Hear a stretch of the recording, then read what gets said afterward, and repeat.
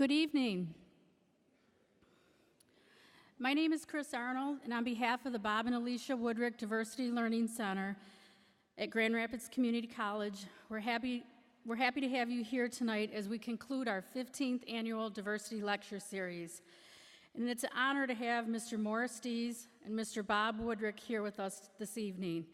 These two men have dedicated their lives to social justice and the well-being of others. I'd like to take a moment to acknowledge a few individuals. These individuals work very hard for our college and community and are very supportive of our diversity initiatives. Our president, Dr. Stephen Ender and Mrs. Ender.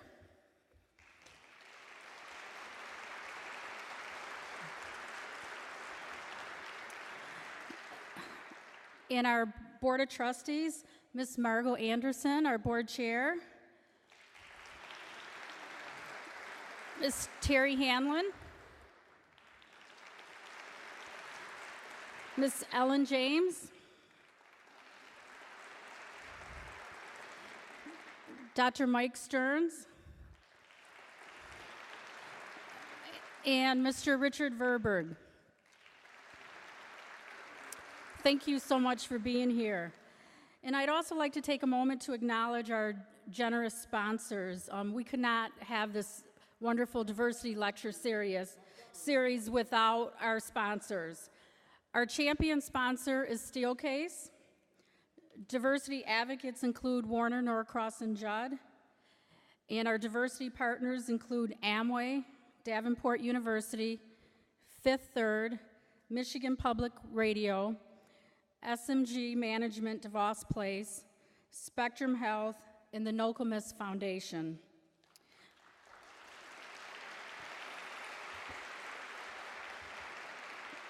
There are also many diversity supporters in your program. And for those of you who are interested in supporting any of the programs through the Diversity Learning Center, we would love to welcome you that opportunity. Just contact us and or our Grand Rapids Community College Foundation. And I'd also like to thank our GRCC diversity team for their work and commitment, and a special thank you to the Diversity Learning Center staff, Jennifer Smith, Kathleen Owens, and Tamber Moore, and all of our volunteers here tonight. And also a special thank you to Fountain Street Church for being a partner with us. Isn't this a wonderful facility? Thank you, Fountain Street. And feel free to pick up a blue parking pass when you leave, and that will get you out of one of the GRCC ramps at a discounted rate. And evaluations are very important to us. We welcome your feedback and suggestions on future speakers, so please do take a moment to fill that out for us. You know, this is our 15th year of the Diversity Lecture Series, and we're really proud of our history of offering diverse voices to help expose and engage our community in global and local viewpoints. There's another individual I'd like to acknowledge, Mr. Eli Lumpkins, Commissioner Lumpkins, who actually was here at the beginning. There he is, Dean Lumpkins. And he was actually here when we first started the lecture series. So 15 years, can you believe that? The understanding of multicultural and social equity concerns is a centerpiece of GRCC and the core mission of our Diversity Learning Center. Listening to each other promotes respect and provides insights and contributions to the health and well-being of our community. And now I am pleased to introduce someone who is very special to me, Mr. Bob Woodrick, who will introduce our keynote speaker tonight. Mr. Woodrick has been a strong voice in the community for many decades. He proclaimed a stand against racism in the 70s and put his efforts into education and awareness efforts that remain in force yet today. The community continues to be enhanced by his work and the work of Aleicia Woodrick as they seek to create a welcoming, richer, and healthier West Michigan. Please welcome Mr. Bob Woodrick.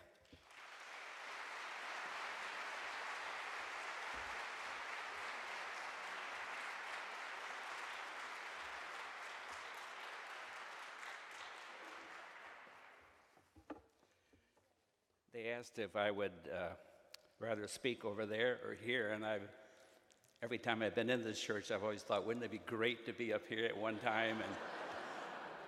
And I can't help but think of Duncan Littlefair and when he was here. And I'll tell you,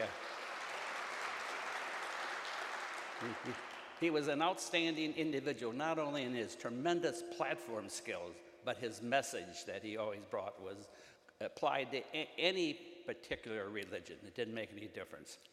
But anyways, it is indeed an honor and a pleasure for me to introduce our speaker this evening. Beyond a shadow of a doubt, Morris Dees is a towering figure in the civil rights movement. He is an individual that I have great respect and admiration for, and after you hear his remarks this evening, I know you will agree. He is a man who has immense integrity, because what he says is what he does, and nobody does it better than Morris Dees when it comes to speaking out in a clear and loud voice that racism has no place in our society.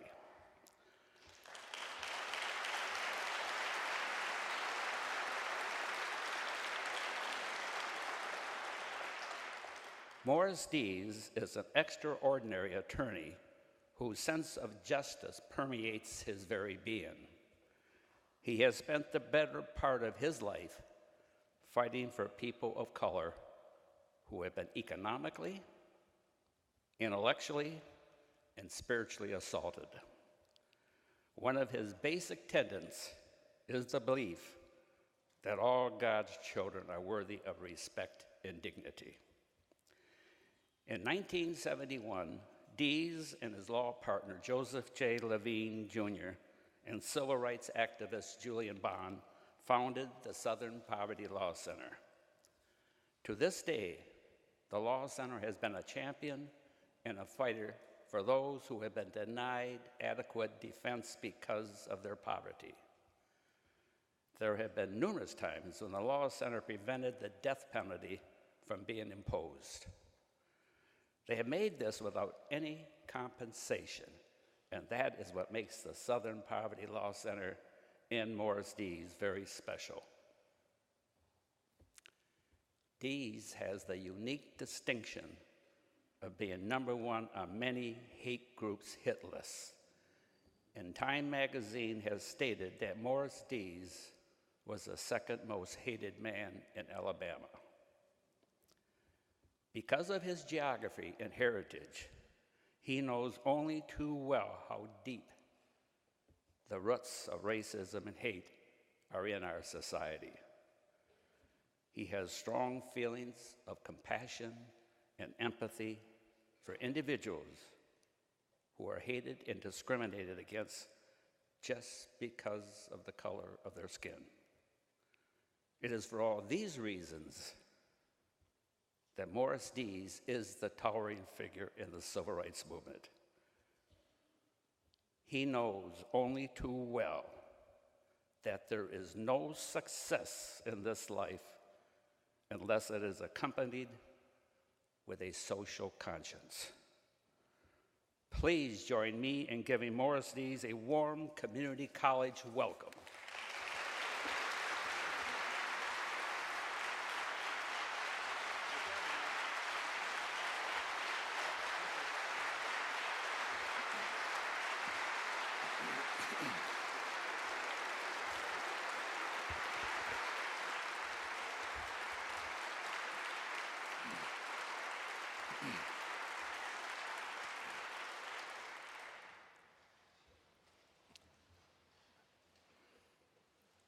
Thank you, Bob, for your kind words.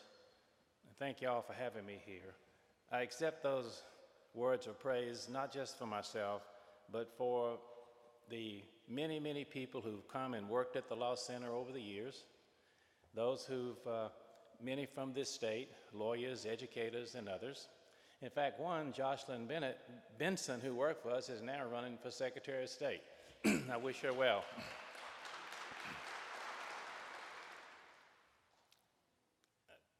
It's kind of, I guess, propitious that I'm standing in the pulpit of a very, very famous church. I started out as a Baptist minister, ordained by that, and I understand this was a Baptist church at one time, but actually ordained down there meant that the deacons of my little country church just said, go preach. And my daddy said, son, get a law degree. But I'll have to tell you that one of those dear ladies in that church, Mrs. Verabelle Johnson, was also my 4th and 5th grade teacher in that very small country school, about 65 people in that school, and she taught my dad, she taught me, and she taught 2 of my sons. I'm sure they closed that little school to get rid of Ms. Johnson. And she was my Sunday school teacher too, and we couldn't tell where one day, the Bible lesson ended, because we had Bible verses in that little country school also. And she wanted us to grow up to be successful citizens, good citizens. And there were some things that she wanted us to do for sure, to make sure that this all actually happened. And one of those things was we could not smoke cigarettes, and we couldn't drink alcoholic beverages. I did great on the first one. And I promise you, none of you would be smoking cigarettes if you do. There'd be no tobacco litigation, because if you had her as a teacher, you just couldn't do it. Because every day in class, and I remember it today, and I was thinking about coming to this church, I kind of tried to remember those words we had to say. We had to say that tobacco is a filthy weed, and from the devil does proceed. It picks your pockets and burns your clothes and makes a smokestack of your nose. But on this drinking, she was more serious. She had a button about this big around, and she wore it a lot of times to school. And I'm sure Ms. Johnson got that in that great battle, the fight against prohibition and all, because I'm sure she led the troops in Montgomery to repeal that constitutional amendment. And on this button it said, lips that touch mine shall not touch, pardon me, I'll get this straight in a minute. Maybe I need a glass of wine here. That button said, lips that touch wine shall not touch mine. And one day, she was going on and on in class with her lessons, and I'm the lawyer to be at 12 years old. And I said, but Miss Johnson, you told us last week that Jesus, in one of his miracles, turned water into wine. And she said, yes, Morris, but we'd have thought a whole lot more of Jesus if he hadn't have done that.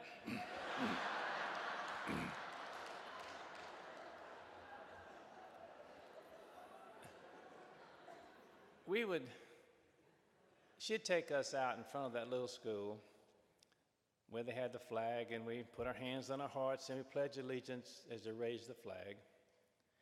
And I remember so well some words from that pledge that she repeated to us in class, because I think she was bothered back then, little she could do about it, about how the black people in our community were treated. And the word that she repeated so often to us was one nation with liberty and justice for all. Well, it took more time and another one of our neighbors and citizens in my community to put meaning into that part of the pledge that we say so often. That neighbor was the Reverend Dr. Martin Luther King, who laid claim to a destiny that his people had been denied for so long. He had to face rivals, many of his own race, who had little vision. He had to face politicians with no backbone. And finally, in Memphis, Tennessee, he faced a terrorist with no conscience. The night before that fateful day, he gave a speech that we so well remember today. He said that, I've been to the mountaintop, and I've seen the promised land. I might not get there with you, but it's a land of liberty and justice for all.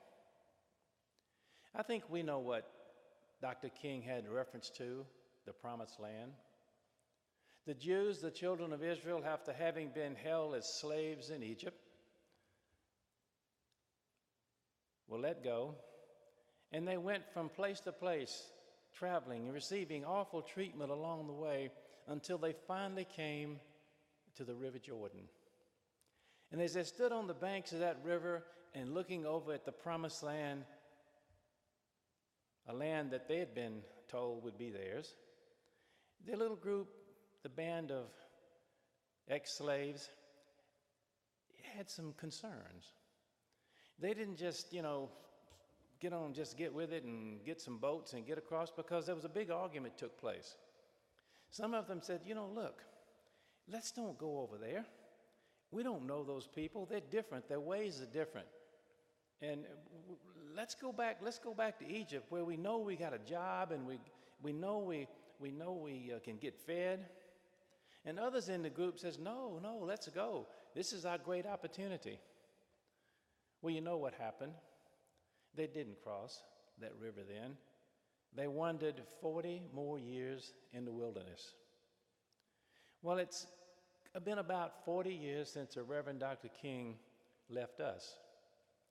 And even though he left us after the Voting Rights Act was passed, we've kind of taken 3 steps forward and 2 steps back. And it's also kind of ironic that about 40 years later, we elected an African-American president of the United States. And I feel that some of you, maybe a lot of you, might have had the same pride that I did when the votes came in from Ohio and really locked that up. And as you watched the inauguration in Washington, when you watched, and some of you may have been there, the enormous sense of pride that you felt. Some of us, and I know at my house, we shed a few tears that our nation could elect an African-American president after 250 years of slavery, 100 years of Jim Crow law, legal segregation, not just in the South, but it was really all over the country, as we found out. And then several decades after the Civil Rights Movement ended, we all had a front row seat to history. And we saw that the march for justice continued. But there's been an enormous backlash because of the election of Barack Obama. And I think that's really, really the best way I know how to put it. Maybe this backlash is because we have elected an African-American president. Maybe it's because of the economy that we're going through now, the worst in my lifetime and the lifetime of most of you here. Or it could be a backlash because of the enormous Latino migration in this nation. But there's been an extreme reaction since the election of President Obama in our country. There are approximately 950 certified hate groups operating today: Ku Klux Klan, skinheads, and others. And that's a big increase in the number before Obama started running for office. But more alarming is the increase in what we call the militia groups in our country. I won't call them hate groups. They're not necessarily hate groups. But they're those people who feel that it's necessary to arm themselves to protect themselves against our government. We know here in Michigan, recently, one of those groups, 8 members of the group were arrested. And that group, I guess you'd have to qualify as an absolute hate group because they hated Jews. They felt that Jews were controlling our country and that we were going to have a one-world government, and they wanted to start a war to end that, and so they were going to kill a police officer and then blow up those who came to the funeral. Now, whether they had the ability to carry this out, who knows? But there's been a 244% increase in militia groups in the last 12 months alone. When Timothy McVeigh blew up the Oklahoma building, he was loosely associated with a couple of militia groups, one here in Michigan, and those groups kind of died out. But something's happened in this country in the last year or two to cause an enormous increase in these groups. And then we have about a 50% increase of what we call nativist groups. These are anti-Latino groups primarily, groups that in many cases, create acts of violence against Latinos, whether they're documented or not, in this country. All told, there are about 1,850 militia, hate groups, and or nativist groups, or just plain old Klan groups in this country. And that's about a 44% increase in just 1 year alone. But you add to that the whole Tea Party movement that we have going on, and I'm not sure exactly what it is and what it will amount to and what percentage of our people it represents, but some really, really ill-tempered, hateful things are coming out of the mouths of these people. And then on top of that, we have commentators like Beck and others who say things like Obama hates white people. Well, I don't know where this comes from, but he has a big audience, a very big audience. And you add to that the dozens of other commentators who 24/7 spout intolerance in the worst sort of way. And you end up with, I'm not sure it's totally the reason, but then we have a Congress that's an absolute gridlock. We are tried to pass a health care bill. It just got through by the skin of its teeth, and it was opposed 100% by the Republican Party. And that's not the Republican Party that I knew growing up, where you had people in it like Richard Nixon, who proposed a much more comprehensive health care bill than was passed by this last Congress. You know, I think the real issue is this, and this is what I want to talk about tonight. America is changing. The America that I grew up in no longer existed. In 1950, when I was in Mrs. Verabel Johnson's class, 20% of this nation's population was non-white. This year, it's getting close to 40%, about 38 or 39%. And by the year 2042, census takers and demographers tell us people like myself and many of you will be in a minority. And the issues that bodes for this country, a change in political power and the change in how we cut the economic pie of this country, will present an enormous problem for this nation.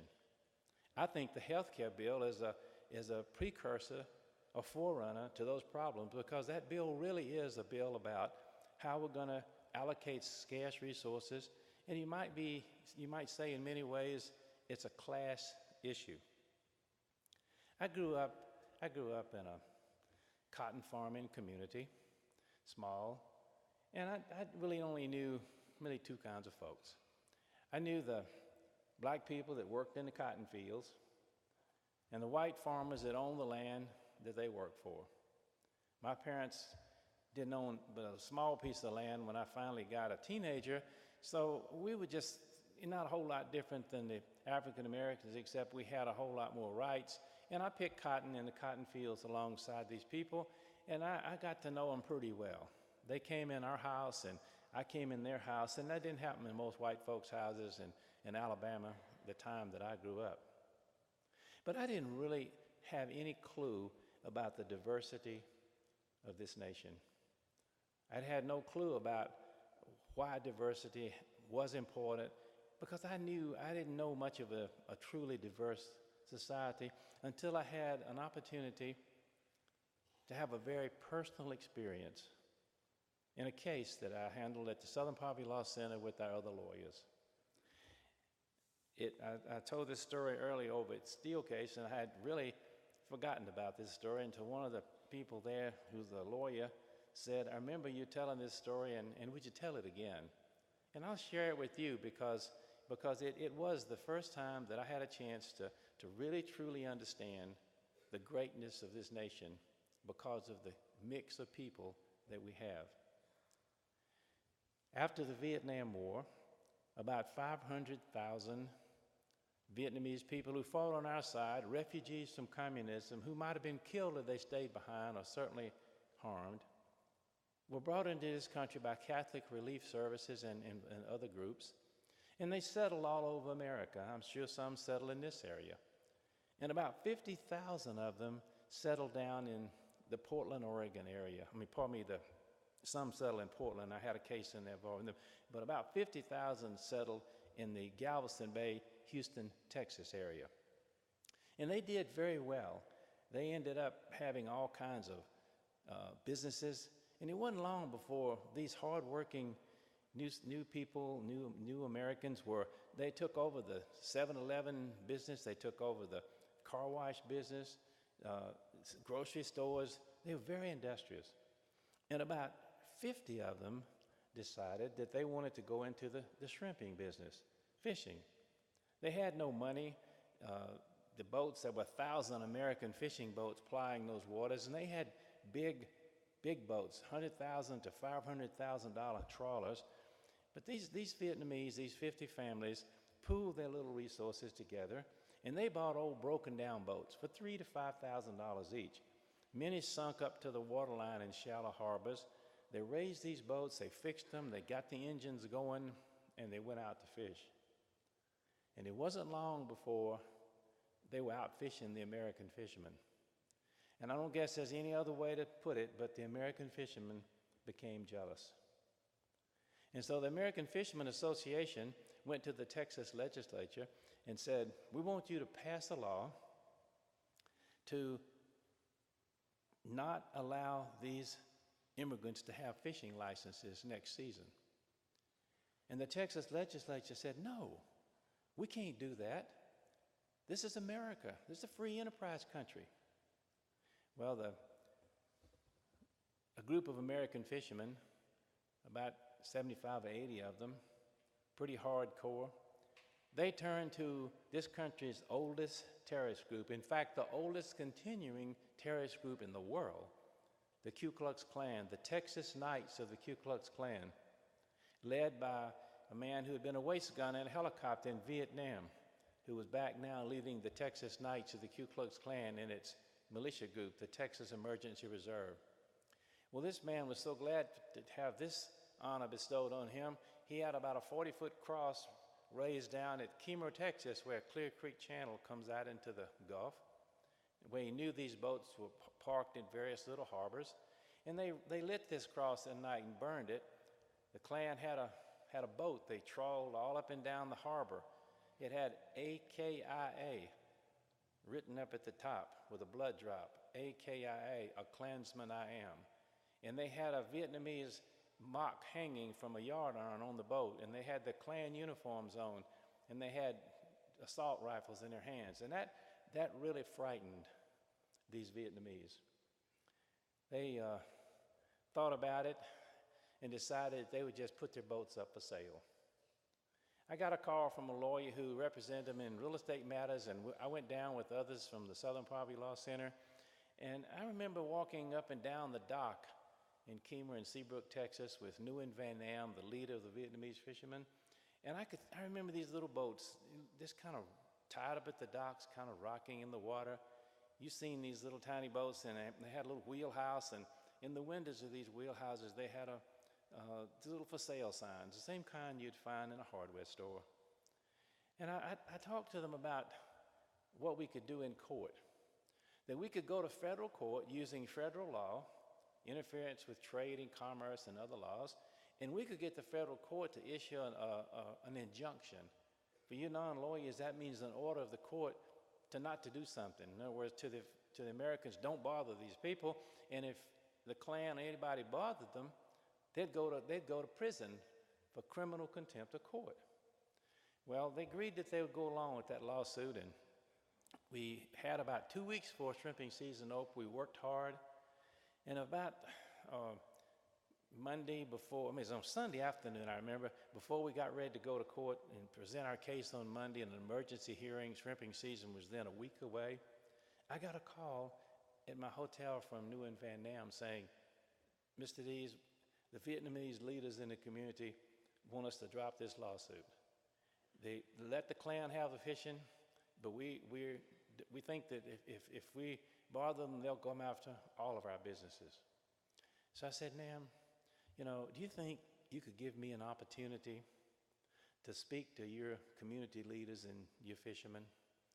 Well, later that night, I was standing in a small church with a Catholic priest interpreting, and there was some 50 or 60 Vietnamese people sitting and listening, many with the very clothes they wore to this country from Vietnam. Very respectfully they listened. And I said, folks, if you tell me to drop this lawsuit, I have to, because I can't go to court unless I represent somebody. But you shouldn't drop this lawsuit, because if you do, they're going to come after you and your other businesses. You can't cut and run. I said, America is a unique country in the world in terms of how we deal with people's rights. We're not always perfect, but we have a pattern to protect people's rights, and that is that the law protects the minority against the majority if the majority is violating the law. And I said, that was a man I'm sure most of you don't know. His name was the Reverend Dr. Martin Luther King. He was an African American, and his people had their rights violated. They didn't have the right to vote. They couldn't eat in restaurants. They couldn't buy homes where they wanted to. They were discriminated against. And when they began to try to assert their rights, their churches were bombed. They were shot at and threatened. And they also went to court time and time again. And they had not gone to court, they wouldn't have gotten their rights as soon as they did. I said, please, think hard before you drop this lawsuit, and I left. I got a call around midnight from Nguyen Van Nam. He said, continue lawsuit.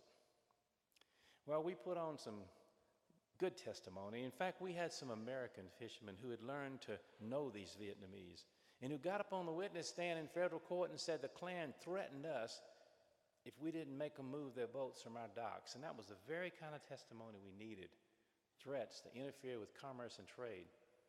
Well, the court entered a very strong injunction after a week-long trial, and I was invited by the Vietnamese fishermen to come down to Kemah, Texas, for the blessing of the fleet. I got down there early in the morning, about 5 o'clock. The sun had not come out. Fog was hanging heavy over the bay. There were family members all lined up on the dock and a Catholic priest there to bless the boats. We didn't see any boats or hear any motors or anything until finally we heard a diesel engine, and out through the fog of the channel, Clear Creek Channel, going out into the waters, came a boat by the reviewing stand. And the priest blessed that boat, and then another, until finally some 15 boats had gone out into the open waters. The sun began to burn through the fog, and as I looked to my right and my left, I could see the sun glistening off of the badges of the United States Marshals, the police force of the federal courts, who had been sent there to enforce that court order. And also, as I looked around, I could see the enormous pride in the faces of these family members as they found a place at America's table. Not just a place at America's table, but an opportunity to build that economic and social table for the benefit of all of us, to make this country greater. And for the first time, even though I'd been a civil rights lawyer and others and handling a lot of hard cases down in the Deep South, it was the first time that I have understood that America is great because of our diversity and not in spite of it. I have to tell you, when I was standing there that morning, I not only was proud to be a lawyer representing these great new citizens, but I was proud to be an American.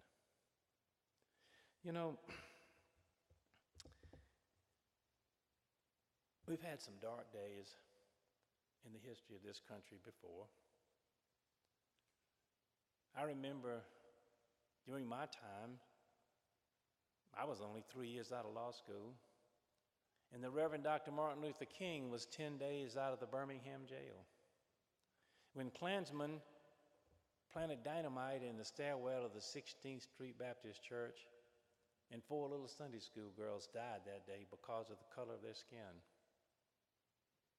And Dr. King, who must have had a heavy heart when he preached the eulogy for these young people, for those families, he must have had a heavy heart. But during that dark time, he expressed his belief in us as a nation. Not only those of us who were there then, but those of you students here and others who would come in the future. He went to Washington, D.C. with 250,000 people at his feet and millions watching on television when he told us that he believed in us. He said that I have a dream that one day in the red clay hills of Georgia, that the sons of former slaves and the sons of former slave owners will sit down around the table of brotherhood. Well, a lot's happened since Dr. King left us. We've taken 3 steps forward and 2 steps back, but I think if he was here today, may not totally understand the political landscape. I'm sure he'd be proud of our president, but he'd also have the same faith in us as a nation, and the same belief that we will require and make sure that this nation lives out to its creed of equality with liberty and justice for all. And if he was making that same speech today, if I might be so bold as to put words in this great American's mouth, he might say that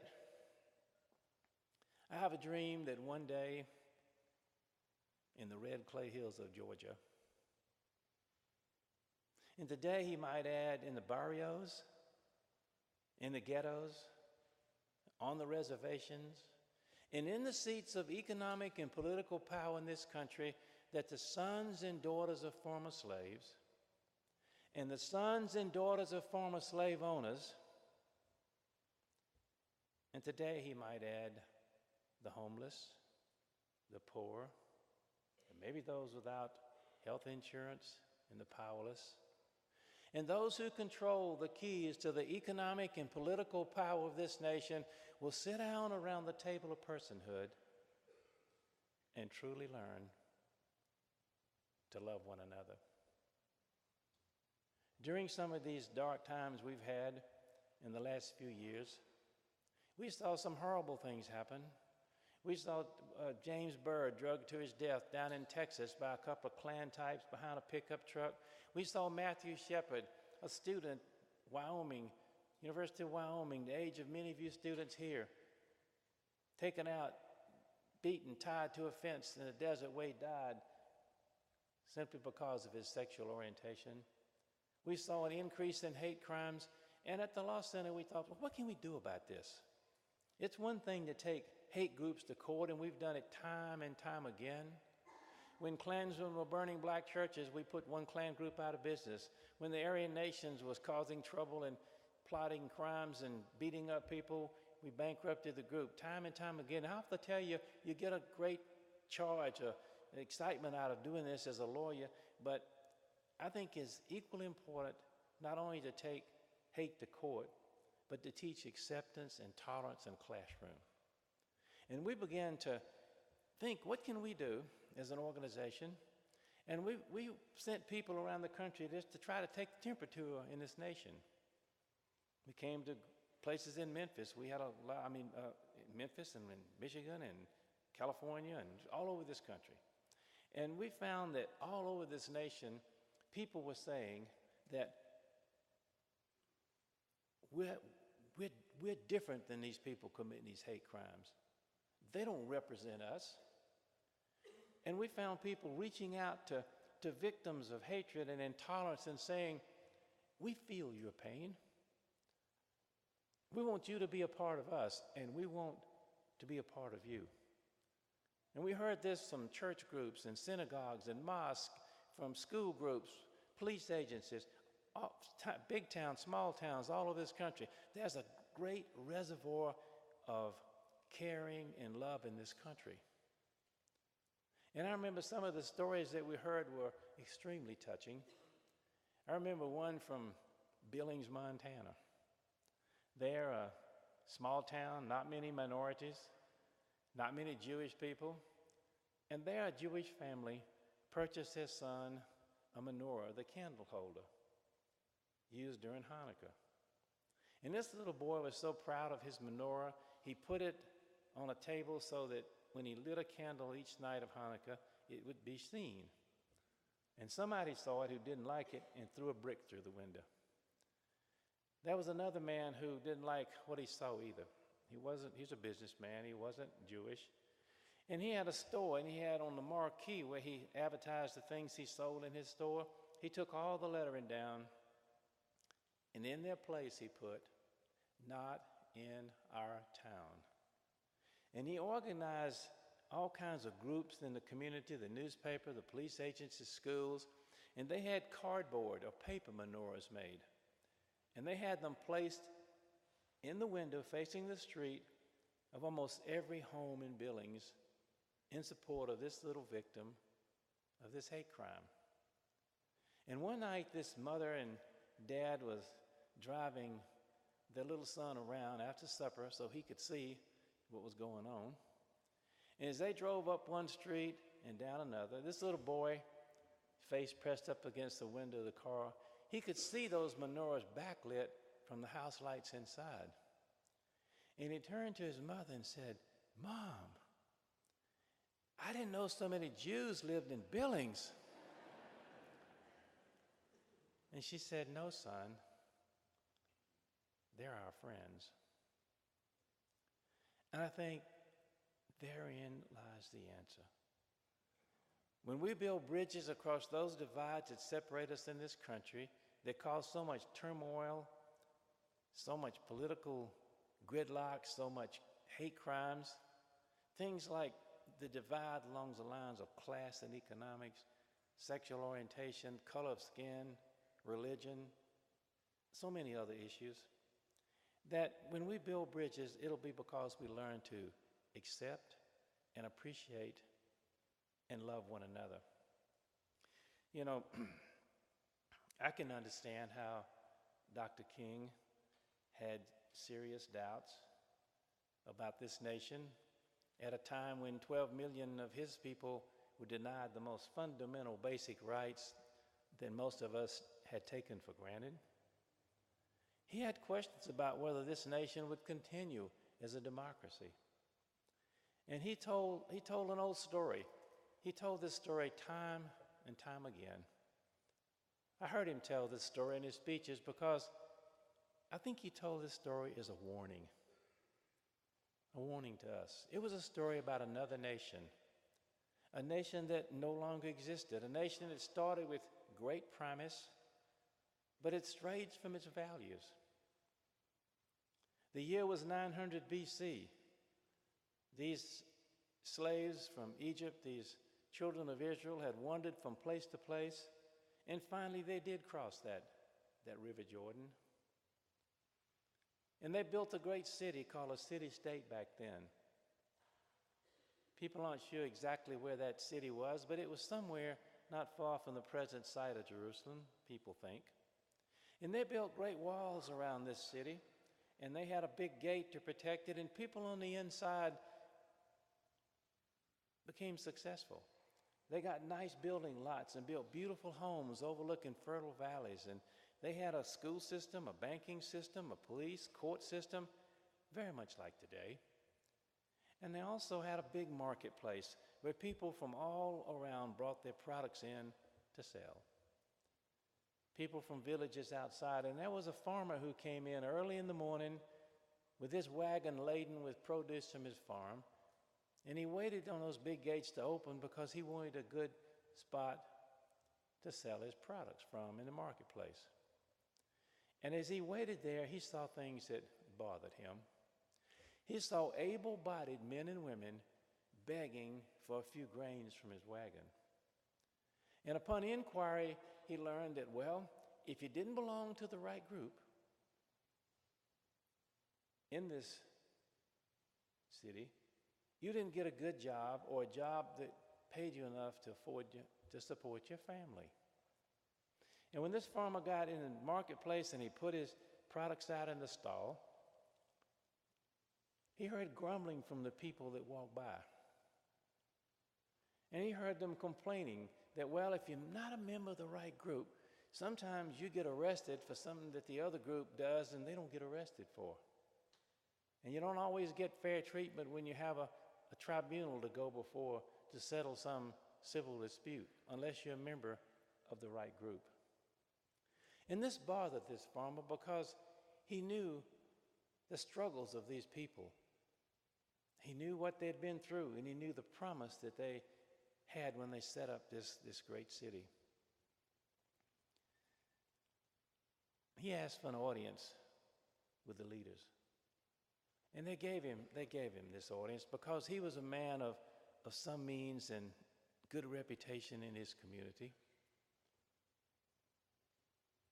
Most of you probably know who this farmer was. He was the biblical prophet Amos.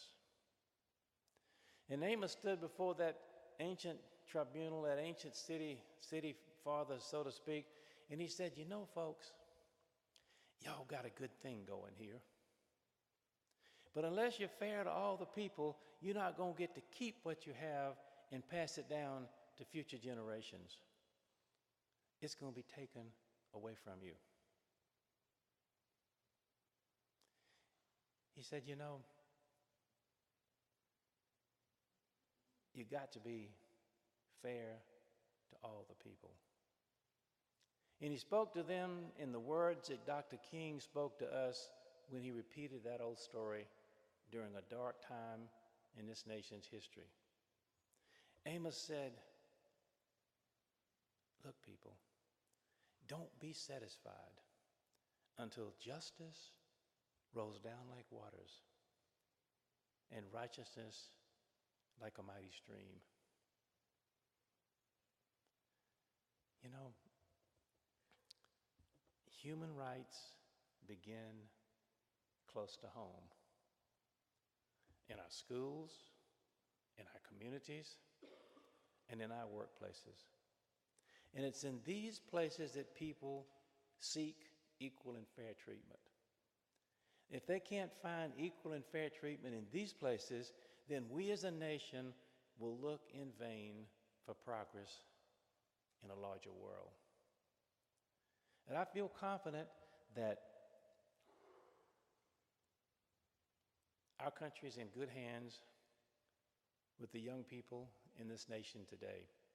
As I go from college to college and school to school, I see too many bright-eyed people that don't agree with the naysayers in our nation, the talking heads on television.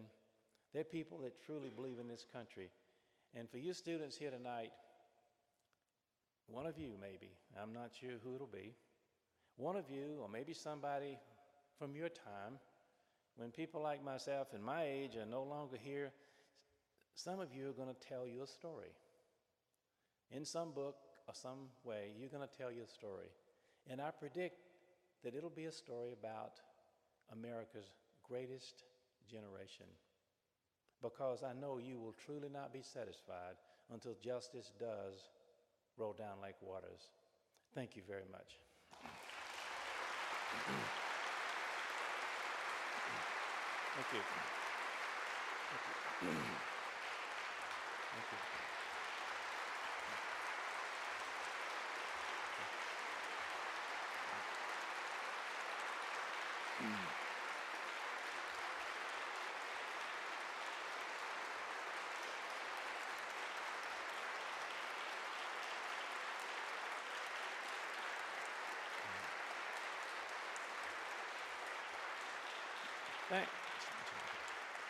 Thank you. We have time for some questions and answers, and I was told by the director of the program here tonight that try to make your questions just one single question.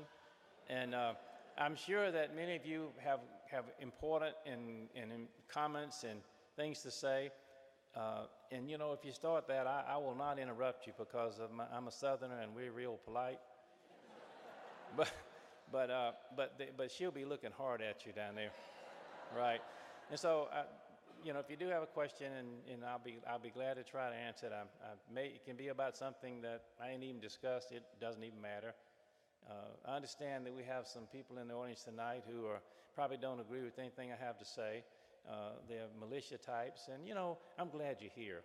I really am glad you're here. Wish you could have brought all your buddies with you, and because you know, I think that we're all part of the same political and body in this country, trying to seek what's best for everybody. And I'd hope that you wouldn't be disruptive. I don't think that you would, but there's not been a case that we have won, and I've had about a dozen, I think, major cases that somebody in one of these groups we've had decided to help us and testify on our side. And I think that their life has been made better for it. And I think it's very important that we don't dislike or hate people who are different than us. I think that we should listen and hear out what people who disagree with us have to say, no matter how abhorrent their views are. I think we need to listen, let them know how it makes us feel, because they have some valid complaints. And you have to listen to what they have to say if we're going to all get along together. I can hear pretty fair. My hearing aids have been repaired. I lost it last week when I was on my motorcycle ride, and it came off with my helmet somewhere. Yes, ma'am. Yes, Mr. Dees, and thank you so much for coming to Grand Rapids.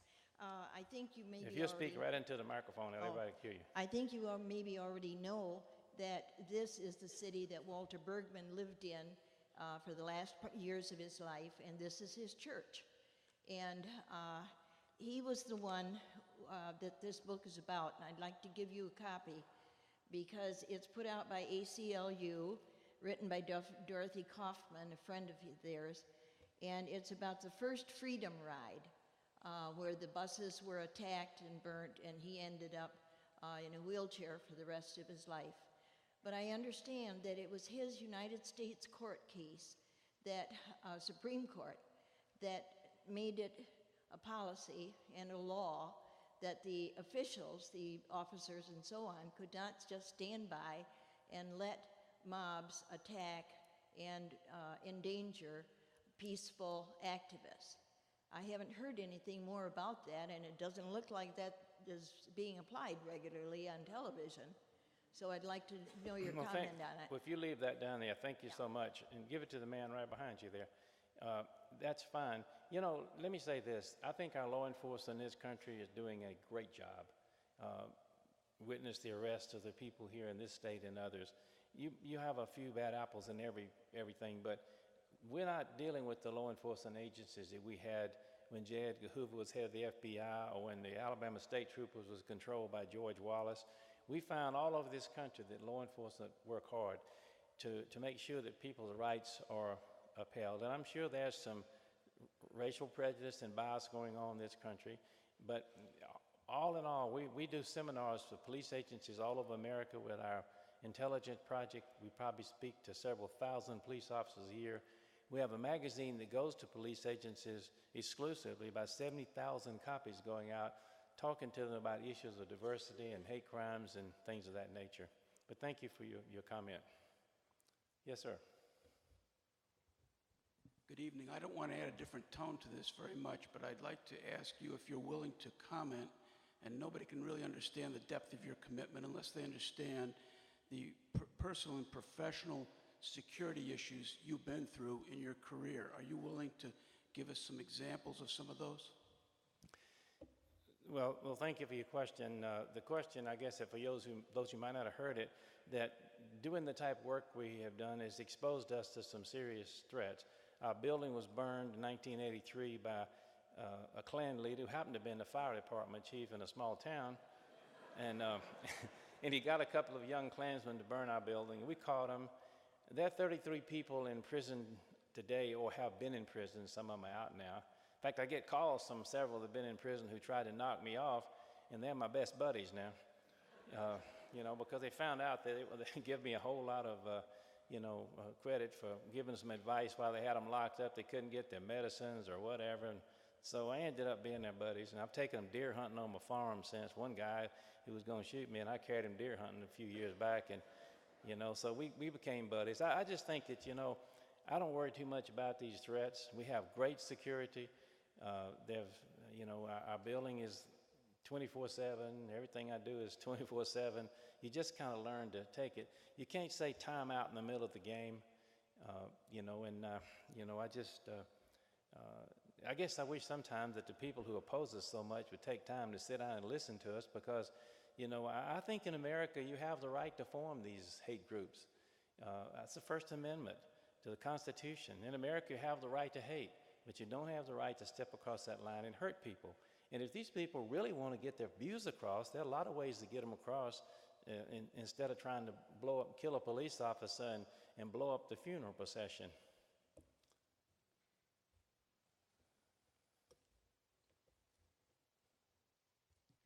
Hi, I'm so glad you're here. I'm wondering if you would talk a little bit about the case in Portland, Oregon with Mulugeta Sarah. It was when you first came to my attention, and how smart you all were to go after and bankrupt an adult who was brainwashing young people to kill a black man. Well, just very briefly, we represented an Ethiopian family whose son came to America to get an education at Portland Junior College. This young man was a very smart fellow, and he came from a rural area near Addis, and he came to get this education. He worked hard when he got here. In fact, right before the skinheads in Portland beat him to death with a baseball bat, he had just been elected Employee of the Month at Avis Rent-A-Car, where he worked driving people from the airport out to the cars. It was a tragic story about what happened. And we were able to sue Tom Metzger and the White Aryan Resistance out of Portland, or out of Fallbrook, California, because they sent one of the organizers up to organize the group that killed him. And we proved in court that the organizer told them to commit acts of violence. That lawsuit allowed us to put Metzger's White Aryan Resistance group out of business, and we've been collecting ever since from Metzger. We got a $12.5 million verdict. He didn't have that kind of money, clearly. But I think a great part of that story, and maybe a happy ending if it can have one, is Mulugeta's son, Henok Sarah, was about 5 or 6 years old at the time his dad was killed. And we flew him to the trial in Portland, Oregon, and he actually sat in my lap when the jury was out deliberating. They came back with that verdict. And he went back to live there. He lived with his mother, sharing about $40 a month, taking up tokens on a bus. The only water they had was a faucet in the street. And we had considerable bit of money to give to him. So one of our lawyers went over there to give the money out to him, and we found out that it would be ripped off completely by the government and everybody else, and it just, fate had it, but this young man came back to America with our lawyer, and he adopted him. And he graduated, Mulugeta graduated from University of California at Santa Barbara, and he always liked to fly, and so we gave him pilot lessons in small plane, and now he's a jet pilot for Ethiopian Airlines, and is trying to become a pilot with an American Airlines. So